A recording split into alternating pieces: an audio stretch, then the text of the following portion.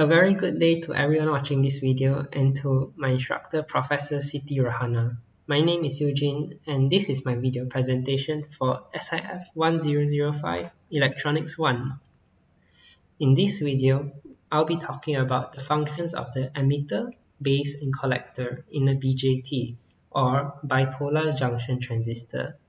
I'll also be talking about the contributions of these regions to a transistor's operation. Let's begin with the emitter, which is one of the three components of a transistor. The emitter is heavily doped, which means that it has a high concentration of charge carriers. In an NPN transistor, the emitter emits negatively charged electrons, while in a PNP transistor, it emits positively charged holes. In short, the emitter functions by emitting or injecting these carriers into the base. The next component, the base, is lightly doped and very thin. The base emitter junction, or the gap between the base and the emitter, is forward biased, which means that it has low resistance. The base helps to control the number of charge carriers that can cross from the emitter to the collector, making it the control element for the transistor. The last component, the collector, is moderately doped and larger in size compared to the other two components.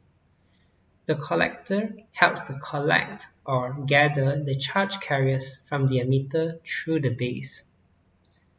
The base collector junction is also reverse bias, which means that it has high resistance. This helps to prevent charge carriers from moving from the collector backwards to the emitter. Now, we'll be talking about how these three components can affect the mode of operation of a BJT. In the first mode, called the active mode, the base emitter junction is forward bias, while the collector base junction is reverse bias. In this case, the transistor amplifies the voltage present on the base. In addition to that, the current characteristic can be described with the equation shown in the slide. And the slide describes that the current of the collector is directly proportional to the current of the base. In short, the emitter emits charge carriers into the base, and a percentage of these are allowed to move into the collector.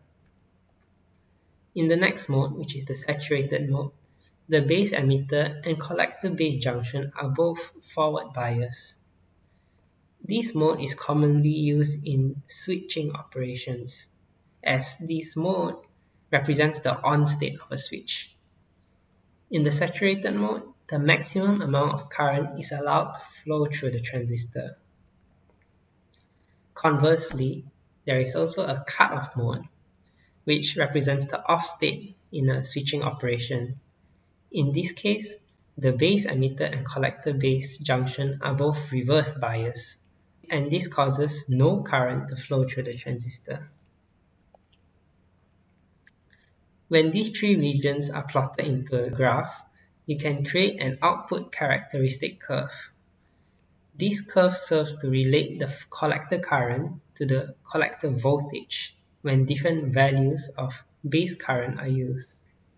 By using this curve, a researcher will be able to determine the region that a transistor is in based on the amount of voltage and current that is being used. And with that, I've reached the end of my video. Thank you for watching to the end.